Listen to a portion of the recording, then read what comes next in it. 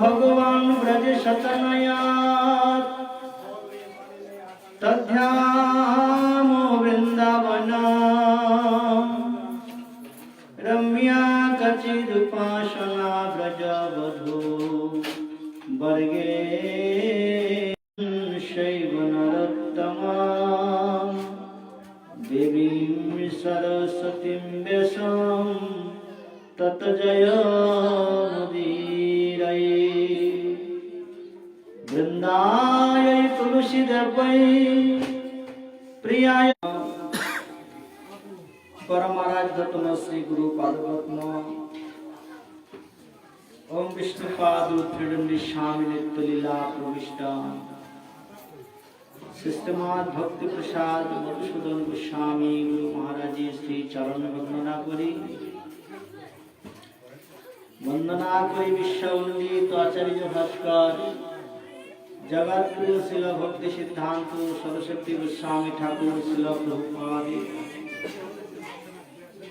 उपस्थित श्री सज्जन भक्तवृंद ओ ममतामय मातृवृंद प्रत्येकকে জানাই আমার যথার্থ সম্মান এবং অভিনন্দন।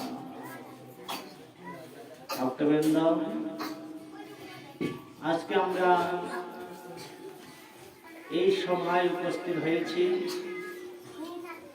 কৃষ্ণ কথা শ্রবণ করবার জন্য। কি কথা শ্রবণ করবার জন্য? ভাগবতীয় কথা শ্রবণ করবার জন্য। তাই পশু হাতি বলেছেন।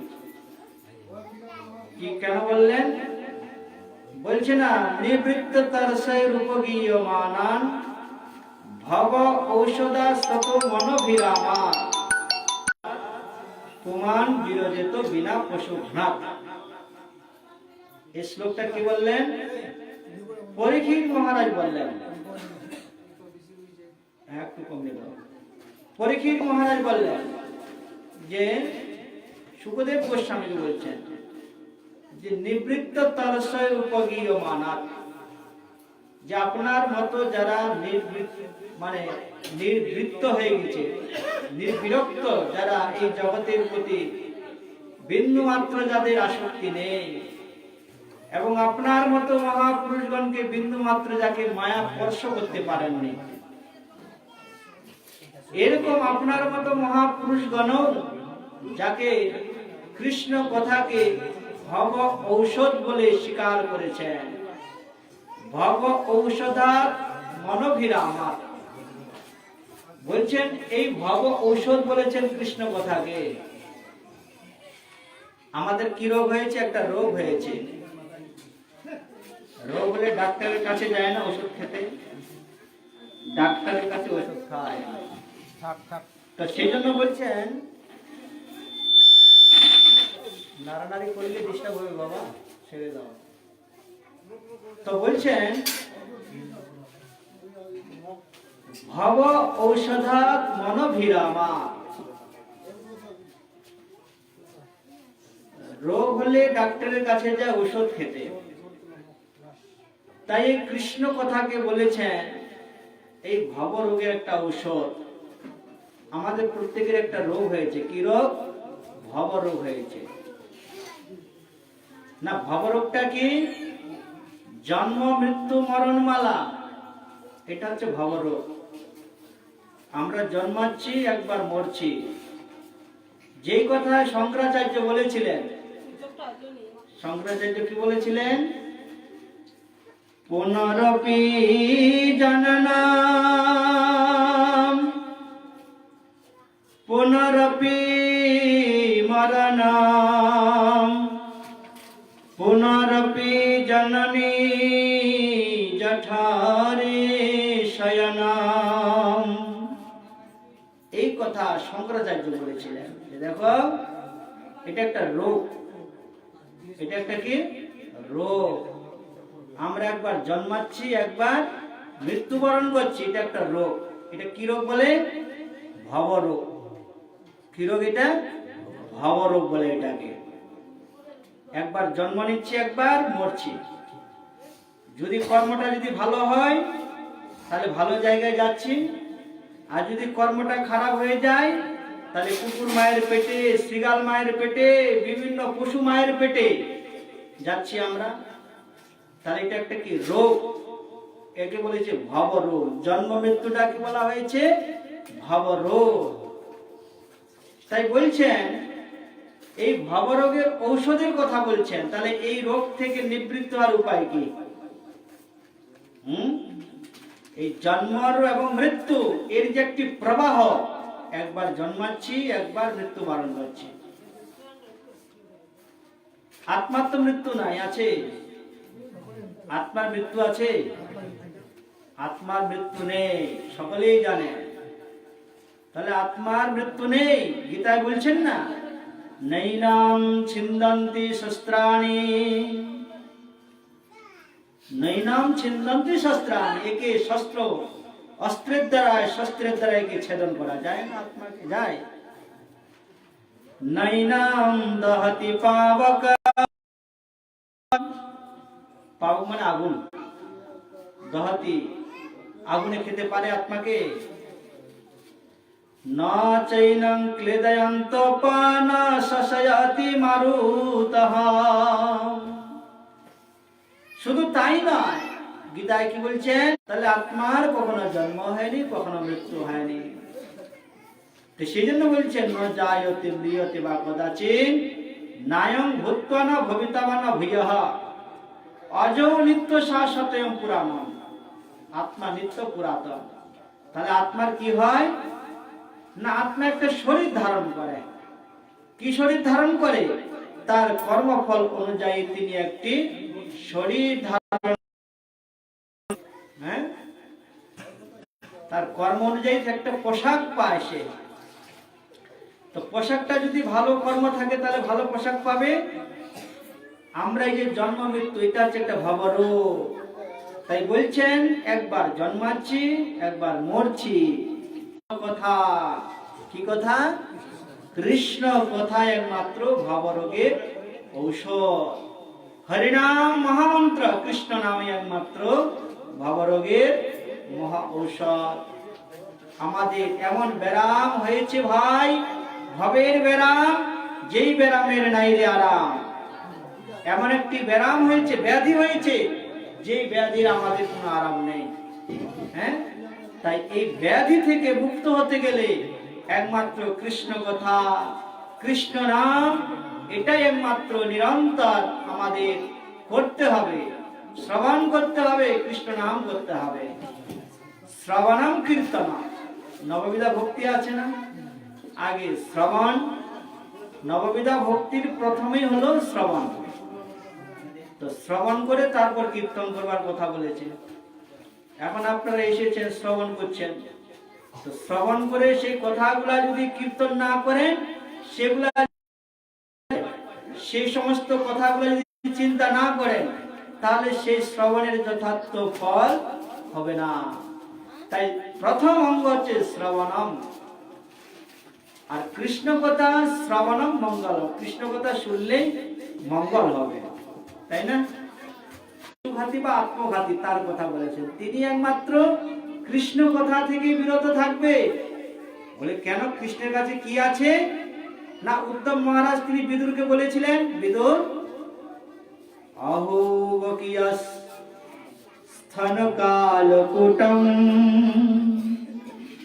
জিঘাংসয়াপ্যায়াদু সদ্ধি লেভে গতিম ধাত্রোচিতাম ততন্যা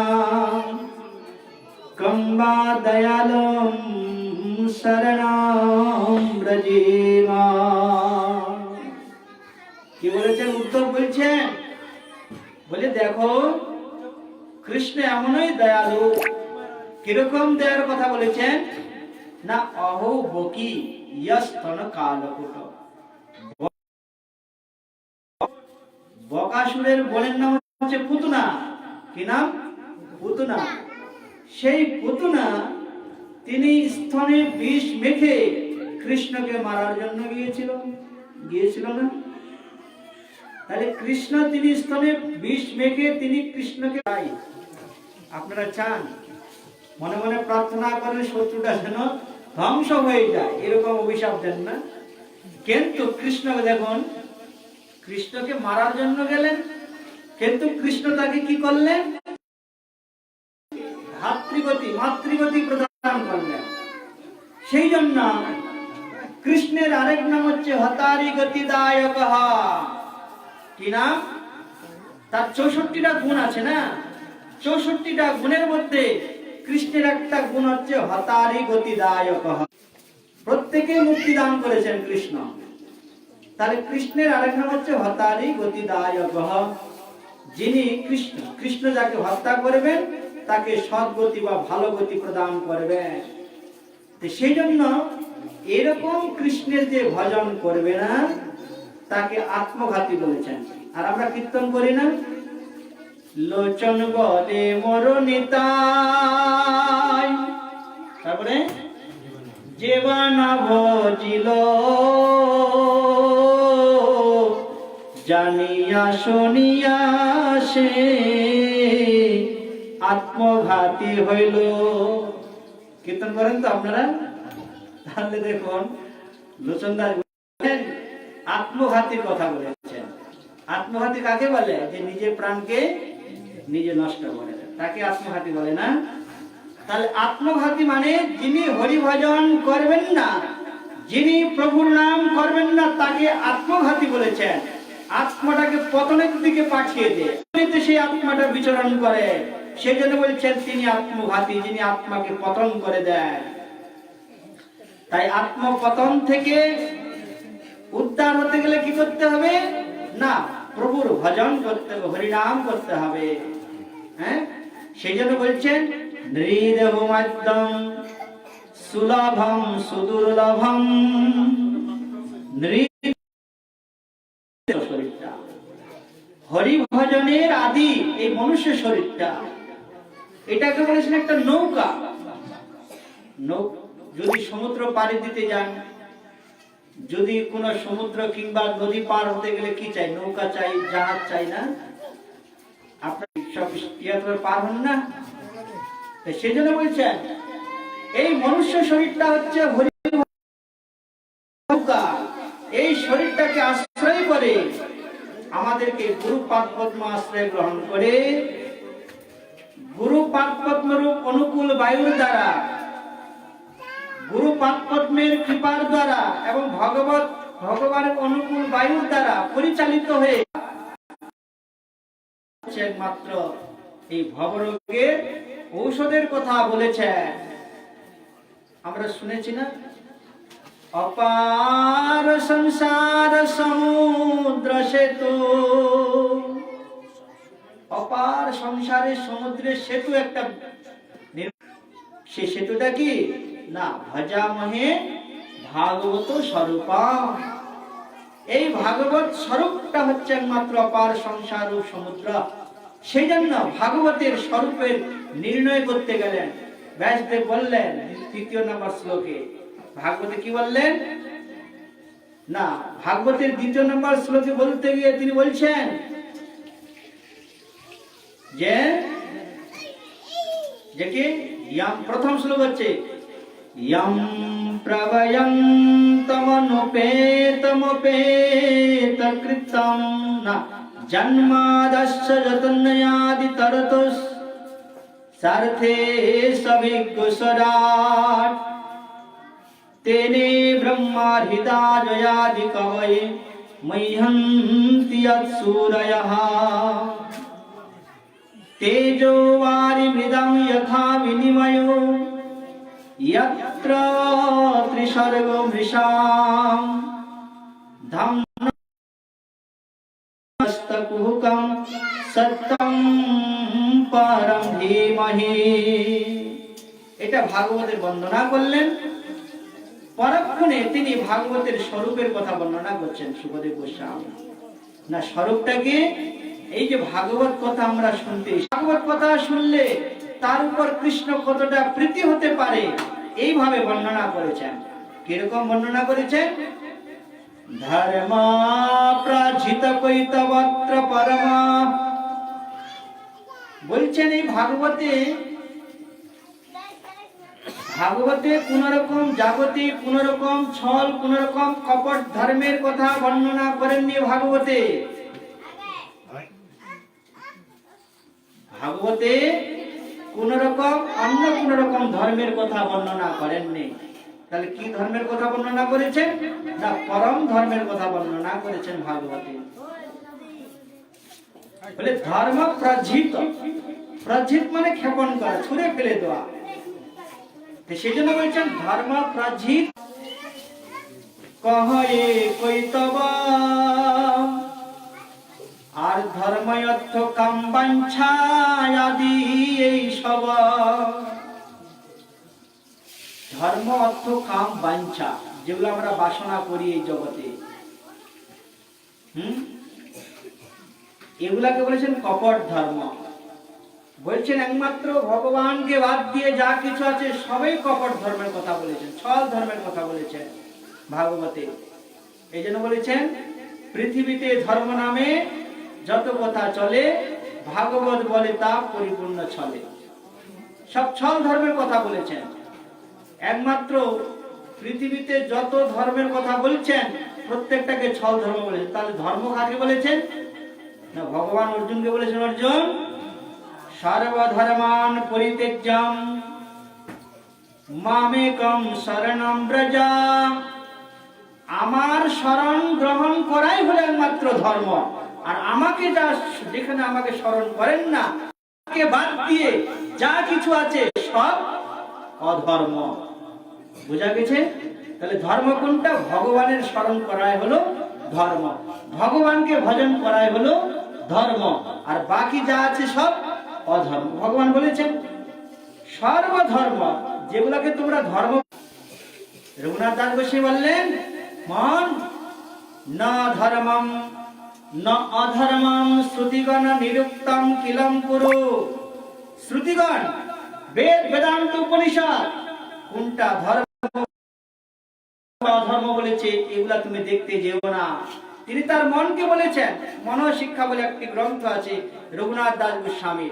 তিনি বলেছেন মন না ধর্মম না অধর্মম শ্রুতিগণ নিরুক্তম কিলম কুরু।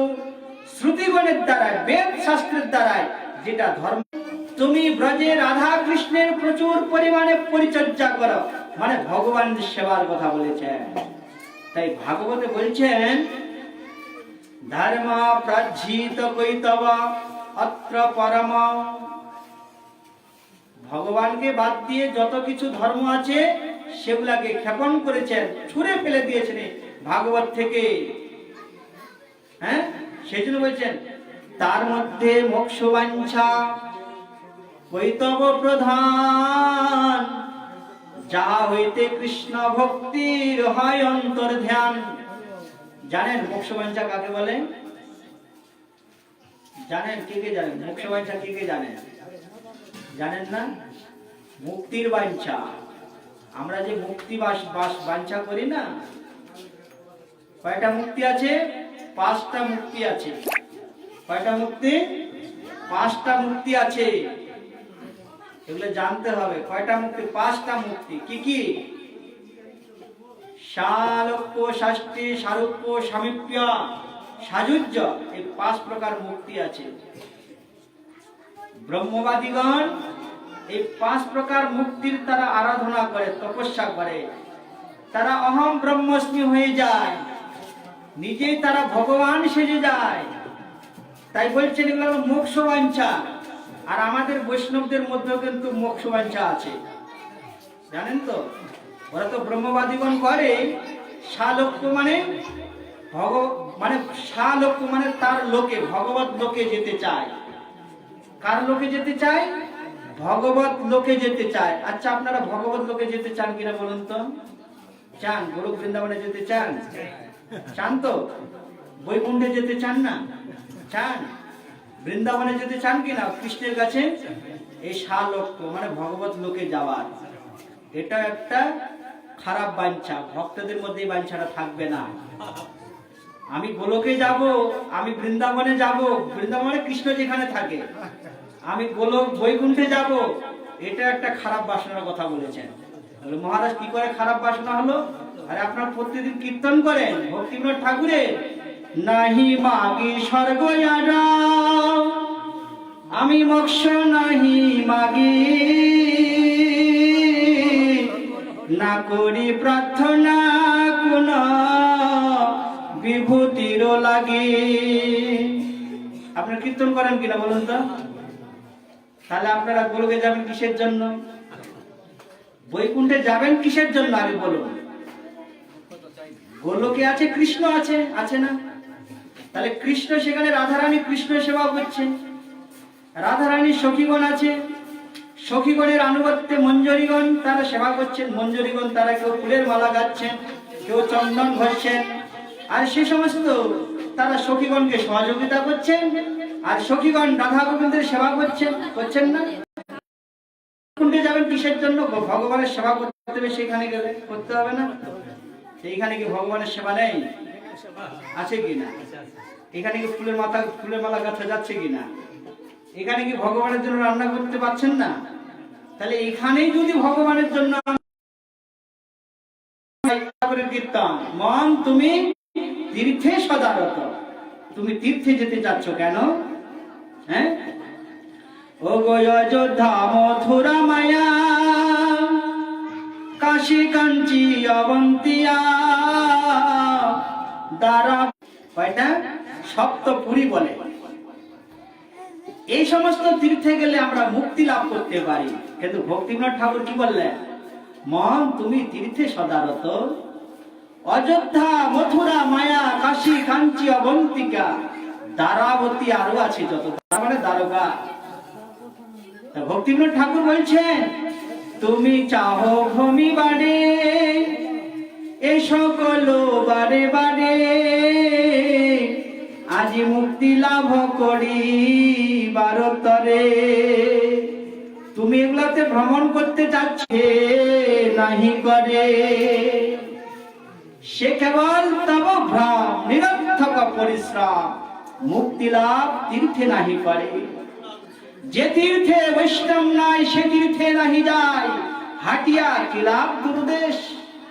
যে তীর্থে বৈষ্ণব নাই সে তীর্থে যেতে বারণ করেছেন। তাই বলছেন বৈষ্ণবগণ তারা গোলক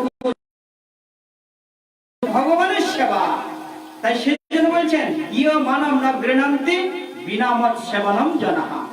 আমার ভক্তগণ একমাত্র আমার সেবা ছাড়া জগতে আর কোনো কিছুই আমার কাছে প্রার্থনা করেন না। তারা নিজের সুখ চায় না। আরে আমি কি গোলক বৃন্দাবন আমাকে সব রান্না বান্না করে এনে দিবে আমি খাবো, ওরকম নয়। তারা চায় আমার সেবা।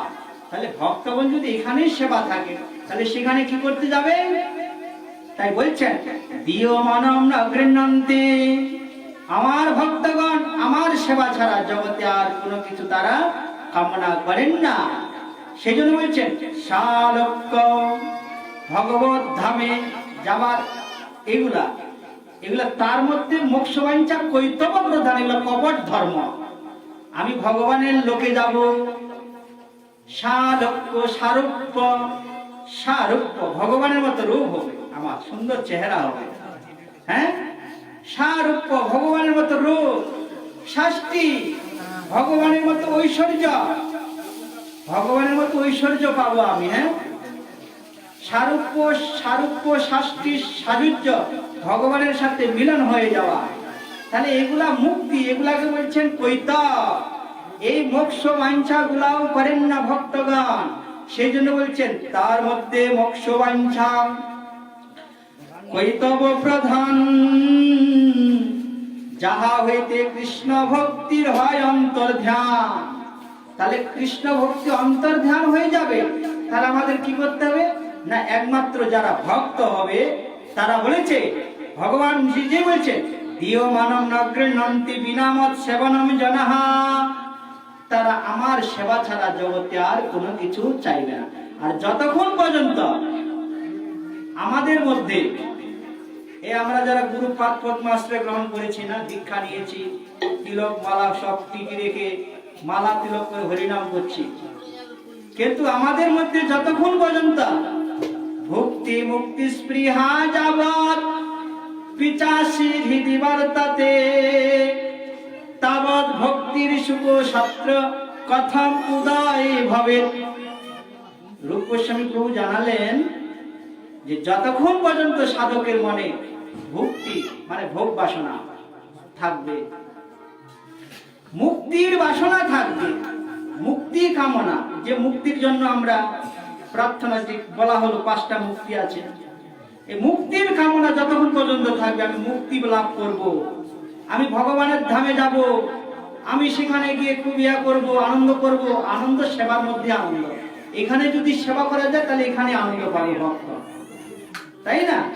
সেই জন্য মুক্তি বাঞ্ছা, ভক্তি মুক্তি এগুলাকে শাস্ত্রে বলেছেন পিচাসী, পিচাসীর হৃদি বর্তাতে, বলছেন তাবৎ ভক্তির শুভ শাস্ত্র কথা উদয় হবে, ততক্ষণ পর্যন্ত সাধকের মনে ভক্তির উদয় হতে পারে না।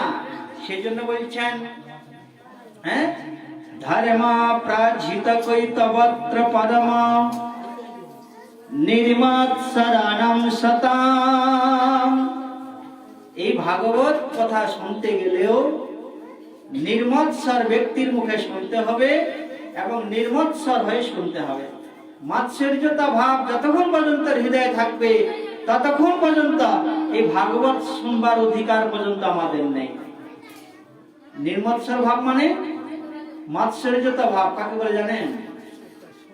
কাকে বলে মাৎসর্যতা ভাব? মাৎসর্য,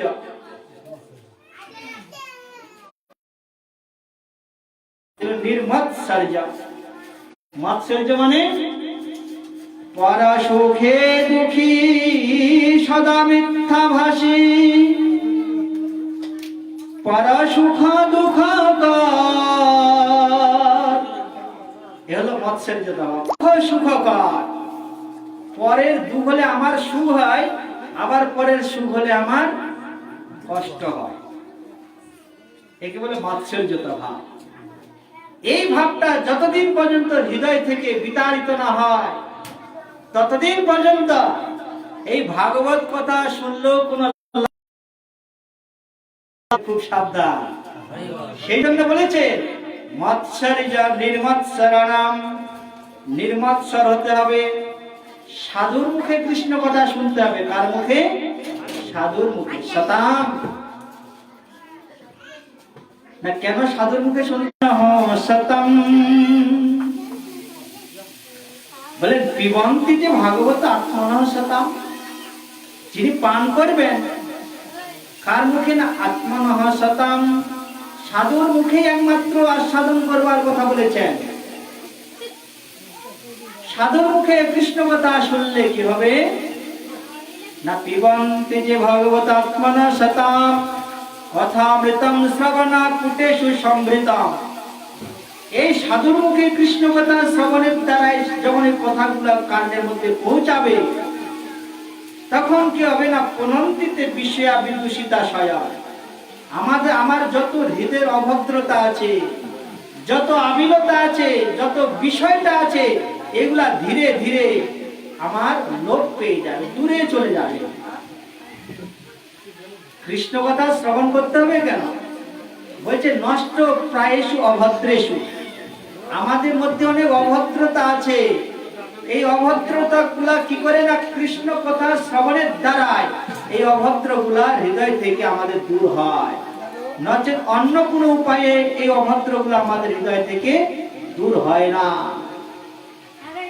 প্রত্যেক দিনে ভাগবত কথা শুনতে হবে, একদিন না।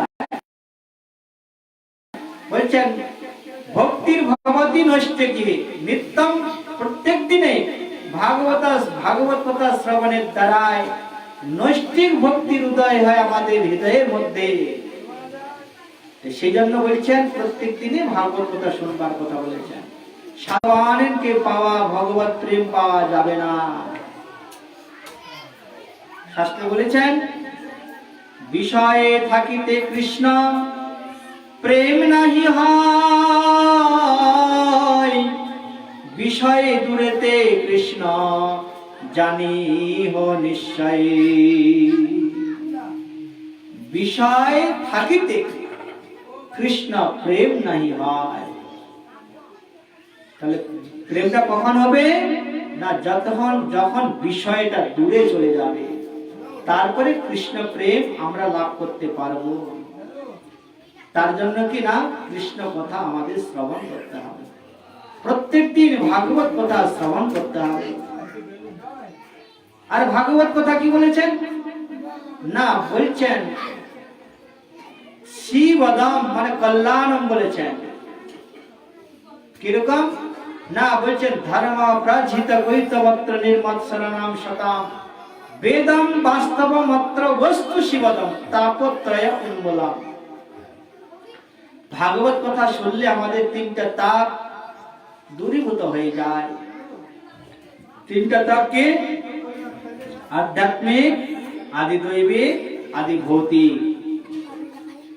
এই ত্রিতাপগ্রস্ত জীব একমাত্র কৃষ্ণ কথার দ্বারাই আমাদের এই ত্রিতাপগ্রস্ত হৃদয় একমাত্র শীতল হতে পারে। গোপীগণ বলেছেন না,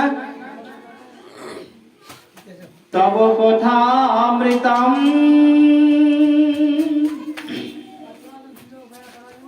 তপ্ত জীবনম কবিভিড়িতম কল্মষাপহম। ব্রজগোপীগণ তারা বলেছেন যে প্রভু তব কথা অমৃতম, তোমার কথাই একমাত্র অমৃতম। তো অমৃত পান করলে অমর হয়ে যায়, অমর হয় না? তাই তো ভাগবত কথার আরেক নাম হচ্ছে অমর কথা। কি কথা? অমর কথা। যেই কথা শ্রবণ করলে আর মৃত্যু হবে না, সেটা একমাত্র ভাগবত কথা। তাই গোপীগণ বলছেন প্রভু তব কথা অমৃতম, তোমার কথাই একমাত্র অমৃত। যে পান করবে সে অমর হয়ে যাবে। আর কি হবে? তপ্ত জীবনম, তোমার কথা শ্রবণ করলে আমাদের যে তপ্ত জীবন, সংসার রূপ দাবানলে আমরা দগ্ধীভূত হচ্ছি, আধ্যাত্মিক, আদি দৈবিক, আদি ভৌতিক এই ত্রিতাপগ্রস্ত জীব, এই ত্রিতাপগ্রস্ত জীব এই ত্রিতাপ থেকে উদ্ধার হতে পারে একমাত্র না তোমার কথা শ্রবণের দ্বারা। কে বলেছে এই সমস্ত কথা? গোপীগণ বলেছেন প্রভু তব কথা অমৃতম তপ্ত জীবনম শ্রবণ মঙ্গলম, তোমার কথা শ্রবণে একমাত্র মঙ্গল।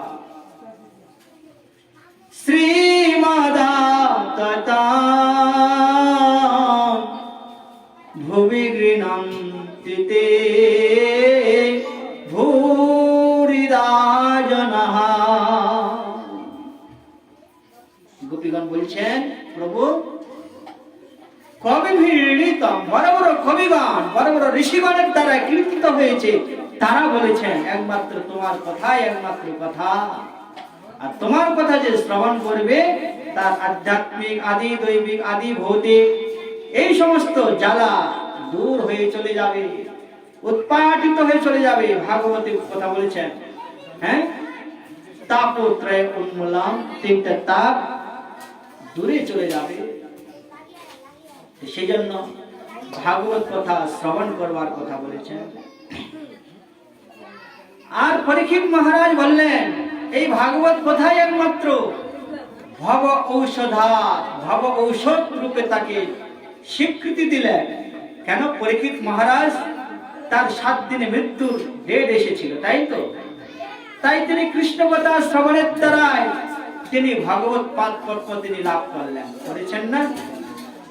তাহলে এই ভবরোগীর একমাত্র ঔষধ হচ্ছে কৃষ্ণ কথা, কৃষ্ণ নাম। যদি কৃষ্ণ কথা থেকে বিরত থাকি, যদি কৃষ্ণ নাম থেকে বিরত থাকি, তাহলে মনুষ্য জীবনের যে সার্থকতা সেটা আমাদের হলো না। কলির জীব ভাগবতে বলেছেন প্রায়িনাল্প আয়ুষ সভ্যাম কলাবস্মিন যুগে জনঃ মন্দাস সুমন্দ মতায় মন্দ ভাগ্য উপদ্রতা। বলছেন কলিযুগের মানুষের অল্প আয়ু। কত আয়ু? অল্প আয়ু।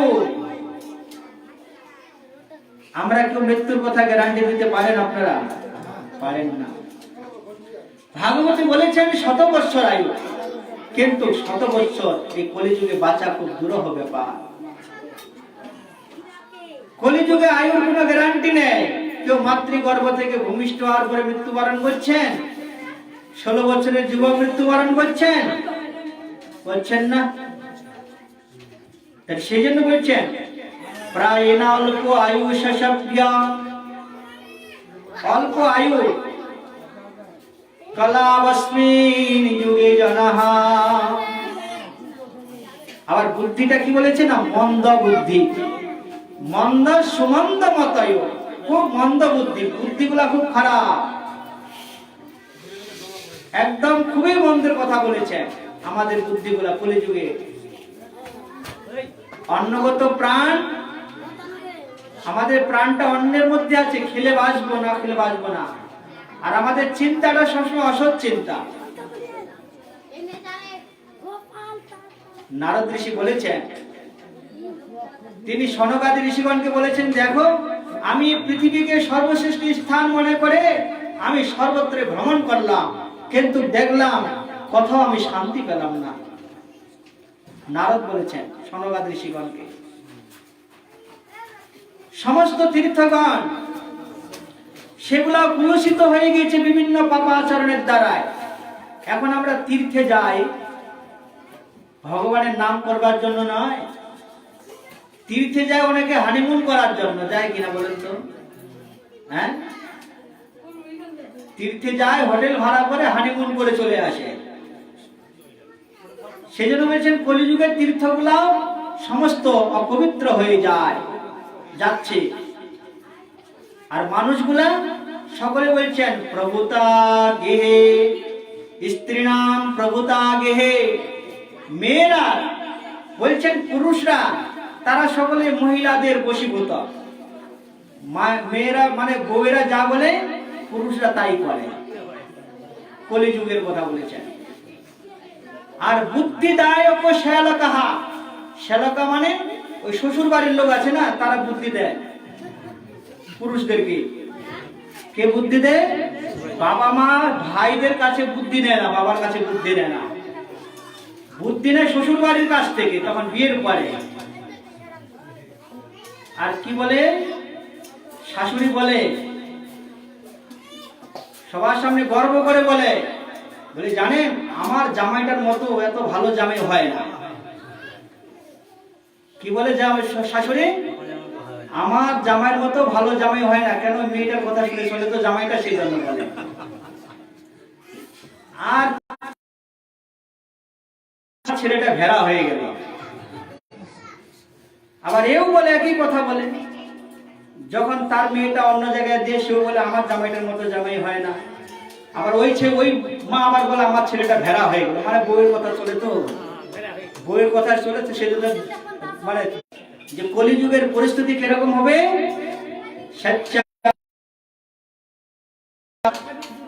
ঝুট জগৎ ভোলাই, গোরাস গলি গলি ফিরে সুরা বৈঠল বিকাই। তুমি মিথ্যা কথা বললে, বলছে সত্য কথা বললে কিন্তু আপনি কারো কাছে ভালো হতে পারবেন না। হয় না, সব মিথ্যা দিয়ে সাজিয়ে ফেলেন। সাজানো মুকিল বলে সেভাবে পড়াশোনা টেকনিক সেভাবে। হ্যাঁ, তাই বলছেন ঝুট জগৎ ভুলাই, গোরস গলি গলি ফিরে সুরা বৈঠল বিকাই। গোরস মানে দুধ। গোয়ালা গুলা বাড়ি বাড়ি চিৎকার করে বেড়াবে, দুধ নেবে গো দুধ। আর মদের দোকান কিন্তু এক জায়গায় বসে থাকে, বাড়ি বাড়ি যায় না। কিন্তু সুরা বৈঠল মানে বসে বসে বিক্রি করবে। আর गाया दुखे कुत्ता पाले उसको बाछड़ा सेला को उत्तम खिलावे बाप ना पावे। बारी बारी देखा फैशन है कुकुर पुषे गरु पुषे ना केउ कि पुषे कुकुर शहरे गेले बेশি দেখা যায়। সেজন্য বলছেন গায়া দুঃখে কুত্তা পালে, কুকুরকে পালন করে, আবার গরুর দুধ দিয়ে কুকুরকে খাওয়ায়, বাছুরকে খাওয়াবে না, দেখবে না। এগুলো কলিযুগে যেগুলো হবে, এই সমস্ত কথা রামচরিত মানুষে বলেছেন। ঘর কা বহুরি পীড়িত না পাবে, চিত্ত চরা বেদাসী। নিজ স্ত্রী, নিজের স্ত্রী তিনি ভালোবাসা পাবে। সুমন্দ মতয়, মন্দ সুমন্দ, অনেক মন্দ, মন্দ ভাগ্য উপদ্রতা। আবার ভাগ্যটাকে বলেছেন খারাপ, উপদ্রতা মানে অনেক রোগগ্রস্ত। দেখুন না এখন মানুষ যেভাবে রোগগ্রস্ত, বললে একাদশী করে না, বলে গ্যাস্ট্রিক, আলসার, কত কিছু তাদের রোগ ধরা পড়ে গেছে। তাই কলিযুগে সাধন করবার মতো আমাদের এই শরীরটা খুব কঠিন ব্যাপার। তাই প্রেমের ঠাকুর গৌর সুন্দর তিনি বুঝতে পারলেন এই কলিযুগের মানুষ তারা পারবে না তপস্যা। তিনি কি সাধনের কথা বললেন? চৈতন্য মহাপ্রভু দেখলেন যে সত্য যুগের মানুষ তারা শত শত বৎসর ধ্যানের দ্বারায় তপস্যা করে তারা ভগবানকে লাভ করেছিলেন। ত্রেতা যুগের মানুষ তারা যজ্ঞের দ্বারাই তারা ভগবানকে খুশি করেছিলেন। দ্বাপর যুগের মানুষ পূজার দ্বারাই ভগবানকে খুশি করেছিলেন। কলিযুগে তপস্যা করতে পারবে না, পারবে না। কেন যজ্ঞ করতে পারবে না? বলছেন যজ্ঞের যে দ্রব্যগুলা একটাও শুদ্ধ নয়, প্রত্যেকটাই উচ্ছিষ্ট, এঠো। আমরা যে দোকান থেকে যে জিনিসগুলো, জল, তুলসী আর ভগবানের নাম ছাড়া বাকি যা দেখছি না সব অপবিত্র। দোকানদার গুলা বিড়ি সিগারেট খায় কিনা? আপনাদেরকে হাত ধুয়ে, আপনারা যে দোকান থেকে ওই হাত দিয়ে দেয়, ওই হাত দিয়ে দেয়, তাহলে ওগুলো এঠো, যা দিচ্ছে নিয়ে আসছেন বাড়িতে। তাহলে সেই জন্য বলছেন জিনিসগুলো ভেজাল। আমরা বাড়িতে নিয়ে এসে সেগুলাকে পবিত্র করে আমরা সেগুলাকে ব্যবহার করি। হরিনাম, হরিনামের দ্বারা একমাত্র জীব অনায়াসে ভগবত ধামে ফিরে যেতে পারে। তাহলে হরিনামেই আমাদের একমাত্র করতে হবে। আর এই হরিনামেই একমাত্র এই ভবরোগের ঔষধ। আমরা যে ভবরোগী, এই ভবরোগের মহা ঔষধ হলো একমাত্র এই কৃষ্ণ নাম। সেই জন্য তো বলেছেন কৃষ্ণ নাম ভজরে আর সব মিছে, আজি পলাইতে পথ নাই জমা আছে পিছে। পলাইতে পথ নাই জমা আছে পিছে। হ্যাঁ, এই জগতে আমরা যে যা কর্ম করছি প্রত্যেকটা কর্মের জবাব আমাদের দিতে হবে। প্রত্যেকটা কর্মের জবাব আমাদের দিতে হবে, কোনো রক্ষা নেই। কারণ চারটা জায়গায় অধর্ম থাকে। কয়টা জায়গায়? চারটা জায়গায়। আর আপনারা ওই চারটা জায়গা না, চারটা জিনিস না করলে একটা আপনারা করতেই থাকেন। কিরকম করেন না? বলছেন চারটা জায়গা কোথায়? দ্রুতম পানম স্ত্রিয় শুনা যত্র ধর্ম চতুর্বিধঃ। চারটা জায়গায় অধর্ম থাকে। কয়টা জায়গায়? চারটা জায়গায়। পরীক্ষিত মহারাজের কাছ থেকে চেয়ে নিয়েছিল, বলে আমাকে একটু থাকার জায়গা দাও তোমার রাজ্যে। কে? কলি মহারাজ। কলি মহারাজ তিনি পরীক্ষিত মহারাজের কাছে চেয়ে নিয়েছিলেন। অভ্যার্থিরস্তদা তস্मै কলয়ে দদত। কলি মহারাজকে দিয়েছেন। কয়টা জায়গায়? চারটা জায়গায় দিয়েছেন। দুতম পানম স্ত্রিয় শুনা যত্র ধর্ম চতুর্বিধঃ। চারটা জায়গায় অধর্ম থাকে। দুতম, দুতম মানে কি জানেন? জুয়া খেলা। টাকার বিনিময়ে যে খেলাটা হয় সেখানে কলি থাকে, থাকে কিনা? কলহ হয় কিনা? গন্ডগোল হয় কিনা? হয়। সেই জন্য বলেছেন দূতম পানম, পানম কেন অধর্ম থাকে? আর কোথায় অধর্ম থাকে না? সোনা, সোনা মানে, সোনা মানে জীব হত্যা। জীব হত্যার মধ্যে অধর্ম থাকে। আর যারা জীব হত্যা, যারা মানে ওই সব জিনিস খায় আর কি, যার জীব হত্যা প্রাণী যারা খায়,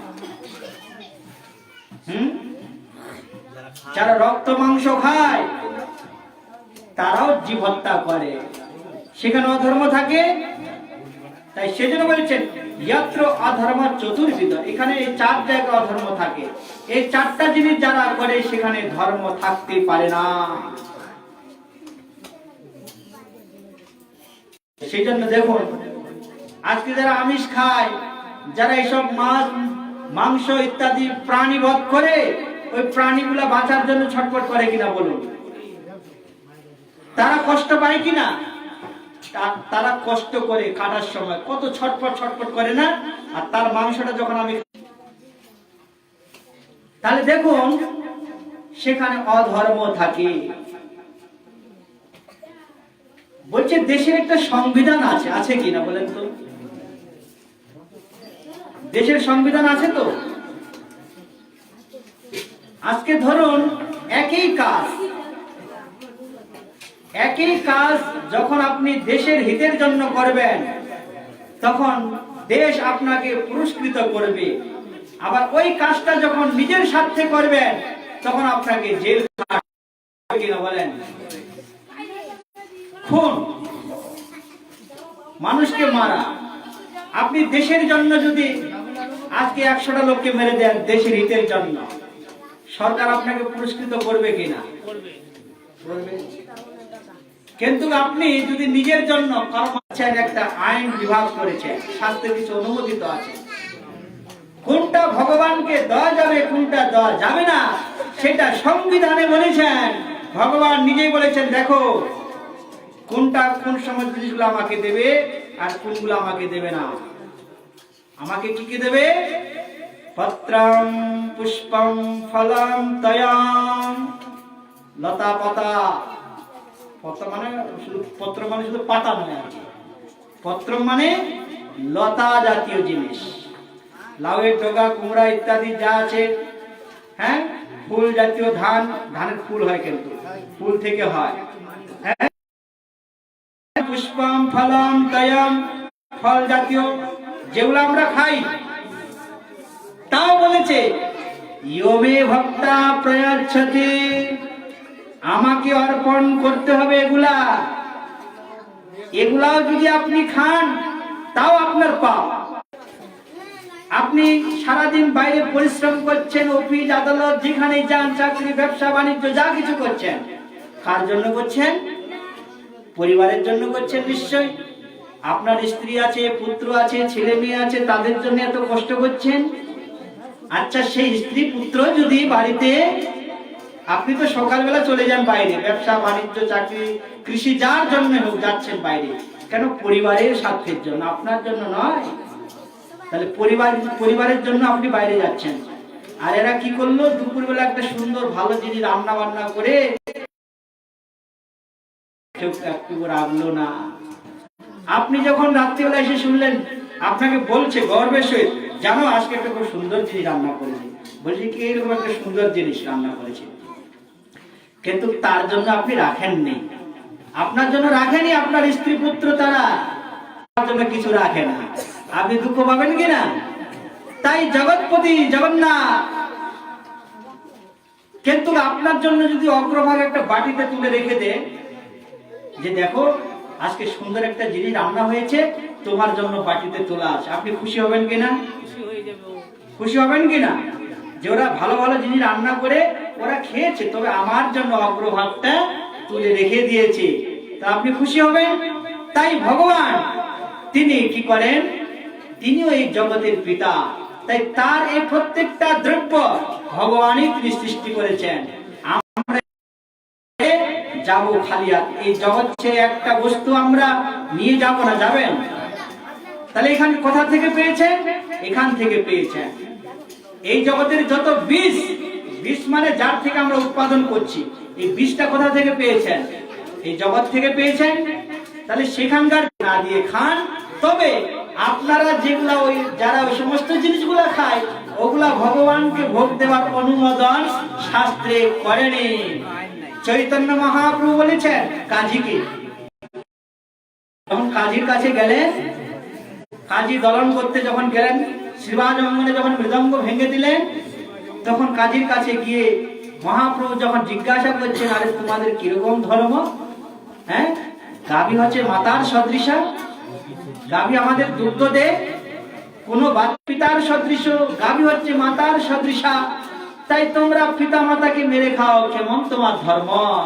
মহাপ্রভু জিজ্ঞাসা করলেন কাকে? কাজীকে। কাজী তখন বলছেন, প্রভু আপনারও ধর্মেতে এরকম আছে। আগে ঋষিগণ তারা অশ্বমেধ যজ্ঞ করতেন, মানে ঘোড়া বলি দিতেন, গোমের যজ্ঞ করতেন, তারা গরু বলি দিতেন। আগে যজ্ঞের মধ্যে গোবধ করে সেই গরুর মাংস দিয়ে সে আহুতি দিত যজ্ঞের মধ্যে। তখন মহাপ্রভু বললেন, দেখো আগের মুনি ঋষিগণ তারা যখন অশ্বমেধ যজ্ঞ গোমের যজ্ঞ যখন করেছিল, তারা কি করেছিল? একটা বৃদ্ধ গরুকে কেটে সেই গরুর মাংসগুলা ওম স্বাহা ওম স্বাহা বলে যখন যজ্ঞে আহুতি দিয়ে আবার পুনরায় ওই বৃদ্ধ গরুটাকে আবার তারা জীবিত করে ছোট গরু করে দিত, আবার জীবন দান করতো তারা। তাহলে তার উপকার হলো না অপকার হলো?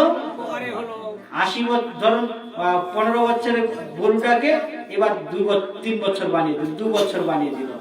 উপকার হলো না অপকার করার অধিকার নেই। আচ্ছা, আপনারা যে জিনিসগুলা খান, বাঁধাকপি, মূলো, আলু, পটল, আচ্ছা এগুলাকে আপনারা করতে পারেন কিনা বলুন তো? উৎপাদন করতে পারেন কিনা? এগুলা পারেন না। তাহলে এগুলো আপনারা অধিক বৃদ্ধি করতে পারছেন, মানে এগুলাকে আপনারা শুধু যে ভক্ষণ করছেন তা নয়, পরিণামে আপনারা সেগুলাকে আপনারা বৃদ্ধি করছেন।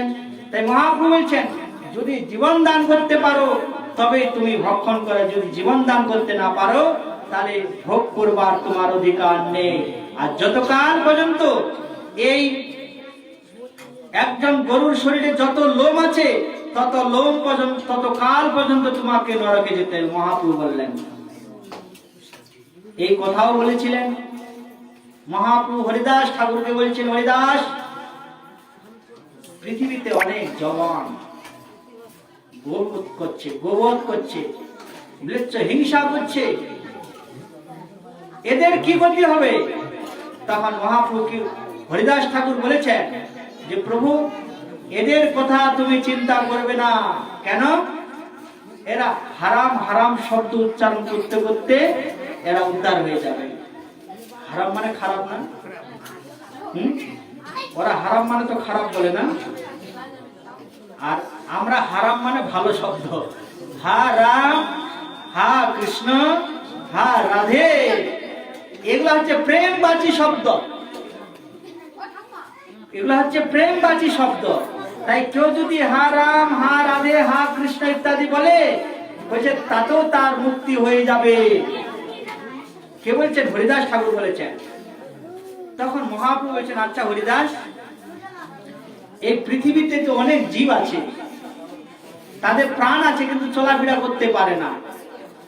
অনেক জীব আছে, তারা চলাফেরা করে কিন্তু তারা মানুষ নয়। পৃথিবীতে বহু জীব স্থাবর জঙ্গম, আর ইহা সবার কৃপকারে হইবে মোচন। পৃথিবীতে বহু জীব স্থাবর জঙ্গম আছে, তাহলে এদের কি হবে? তখন হরিদাস ঠাকুর বলেছেন, প্রভু এদের জন্য তুমি চিন্তা করবে না। বলে কেন? ওই যে তুমি যখন বৃন্দাবনে গিয়েছিলে, ঝাড়খণ্ডের রাস্তা দিয়ে উচ্চ সংকীর্তন করেছিলে না, ওই উচ্চ সংকীর্তনে তোমার কীর্তনের আওয়াজ যত দূর গিয়েছে, ওই যে প্রতিধ্বনি হয়েছে, প্রভু এটা প্রতিধ্বনি নয়, তারা করো এই কীর্তন। তোমার কীর্তনের প্রভাবে সমস্ত স্থাবর জঙ্গম যত পশু আছে সকলেই একমাত্র গোলক বৃন্দাবনে চলে গিয়েছেন। ঝাড়খণ্ডের রাস্তা দিয়ে মহাপ্রভু যখন গিয়েছিল, তখন বাঘ ভাল্লুক সকলকে নাম নৃত্য করিয়েছিলেন না? তাই সেই জন্য নামের কত মহিমা। বলছেন এই ভগবানের নাম কেউ যদি সংকেত উচ্চারণ করে, কেউ যদি পরিহাসের ছলনায় উচ্চারণ করে, তাতেও তার মুক্তি হয়ে যায়। আচ্ছা, অজামিলের কথা সকলে শুনেছেন? সকলে শুনেছেন তো? তাহলে অজামিল কি ভগবান নারায়ণকে ডেকেছিলেন? তার ছেলেকে ডেকেছিলেন। বৈকুণ্ঠপতি নারায়ণকে অজামিল ডাকেননি, তিনি ডেকেছিলেন তার ছেলের নাম নারায়ণ ডেকেছিলেন, তার ছেলেকে ডেকেছিলেন। তাহলে দেখুন, অজামিল তো বৈকুণ্ঠপতি নারায়ণকে না ডেকে তার ছেলেকে ডেকেও তিনি উদ্ধার হয়ে গেলেন। উদ্ধার হয়েছে কিনা? তাহলে সেই জন্য বলছেন, কেউ যদি সংকেত উচ্চারণ করে, কেউ যদি পরিহাসের ছলনায় ভগবানের নাম উচ্চারণ করে, তাতেও তাদের মুক্তি হয়ে যায়। এই জন্য কৃষ্ণ ভক্তগণ অনেকে গালি দেয়, কৃষ্ণ নাম করে, কৃষ্ণকে গালি দেয় ভক্তদের সামনে, ও শালার কৃষ্ণ, যাও উল্টাপাল্টা ইত্যাদি গালি দিল। ভক্তরা কিন্তু রাগ করে না। কেন রাগ করে না জানেন? কারণ জানে ভক্তগণ কৃষ্ণে গালি দিতে করে নাম উচ্চারণ, আর সেই নাম হয় তার মুক্তিরও কারণ। কৃষ্ণকে গালি দিতে গেলে তার কৃষ্ণের নাম বলতে হবে না? হবে কিনা? শালা বলবে, কাকে বলবে? কৃষ্ণ, এই যে কৃষ্ণ উচ্চারণ করলো না, সেই জন্য শাস্ত্রে ভাগবতে বলছেন, কৃষ্ণে গালি দিতে করে, কৃষ্ণকে গালি দেওয়ার জন্য হ্যাঁ নামের উচ্চারণ করছে না, আর সেই নামটা তার মুক্তির কারণ হয়ে যায়। সেই জন্য বলছেন ভক্তগণ তারা কখনো কাউকে খারাপ বলেন না, ভগবানের নাম উল্টাপাল্টা বললো কেন, তাতেও তাদের মুক্তি হয়ে যাবে। আজকে শিশুপাল তিনি জন্ম থেকে কৃষ্ণকে গালি দিয়েছেন, কিন্তু জন্ম থেকে তিনি কৃষ্ণ নামেই করেছেন, ভগবানের চিন্তা প্রত্যেকটা মুহূর্তে করেছেন। সেই জন্য ভগবান সকলকে উদ্ধার করেছেন। তাই ভগবানের নামে এত মহিমা। সেই নাম যদি কেউ শ্রদ্ধার সহিত গ্রহণ করে, সেই নাম যদি কেউ ভক্তি সহকারে কেউ গ্রহণ করে, তাহলে তার কত পুণ্য হবে, কত তার স্বীকৃতি হবে, সেটা শাস্ত্রে বলে শেষ করতে পারেননি। সেই জন্য হরিনাম করো সার, হ্যাঁ হরিনাম করো সার, এ ভব সাগর হবে বালি চর, হাটিয়া হইবি পার। এই ভব সাগর বালির চর পড়ে যাবে, আর বালির চর পড়ে গেলে হেঁটে হেঁটে পার হয়ে যাবে। তাহলে কিসের দ্বারায়?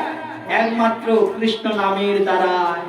তাই কৃষ্ণ নাম করতে গেলে 10টা অপরাধ আছে, এই 10টা অপরাধ ত্যাগ করতে হবে। 10টা অপরাধ কি আছে না? সাধু নিন্দা প্রথম অপরাধ, সাধু নিন্দা।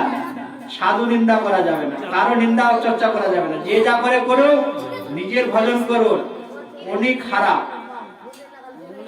উনি খারাপ, একটা আঙুল ওনার দিকে, 4টা আঙুল আমার দিকে। আমি যে বলছি ওনাকে উনি খারাপ, তাহলে একটা আঙুল ওনার দিকে শুধু, আর 4টা আঙুল নিজের দিকে। 4টা আঙুল দেখাচ্ছে, আগে নিজেরটা দেখ, তারপর পরকে বল। এই 4টা আঙুল বলছে আগে নিজেকে দেখ, তারপর। হ্যাঁ, সুজ আছে না, সুজ, সুজের কয়টা ছিদ্র? একটা ছিদ্র। চালনির কয়টা ছিদ্র? অনেক ছিদ্র। চালনি মানে ওই যে আপনার আটা চালেন না, চালনির অনেক ছিদ্র। তো চালনি সূচের বদনাম করে না, কিন্তু চালনিতে শত সহস্র ছিদ্র। চালনি বলছে তার পিছনে ছিদ্র আছে, সূচের পিছনে। এখন সূচ বলছে তোরটা গিয়ে দেখ, তোর কতগুলো ছিদ্র আছে, আমার তো একটা ছিদ্র, তাই না? সেই জন্য এই জগতে শুধু সাধু নিন্দা নয়, কারো নিন্দা চর্চা করা যাবে না। কাহারে না করে নিন্দা, কৃষ্ণ কৃষ্ণ বলে, কারো নিন্দা চর্চা করা যাবে না। আর অজয় চৈতন্য সে জিনিবে কহেলে। অজয়, অজয় শব্দের অর্থ কি?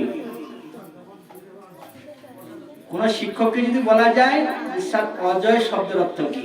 কি অজয় শব্দ মানে জয়, একটা হলো অজয়। যাকে জয় করা যায় না তাকে তো অজয় বলা হয়।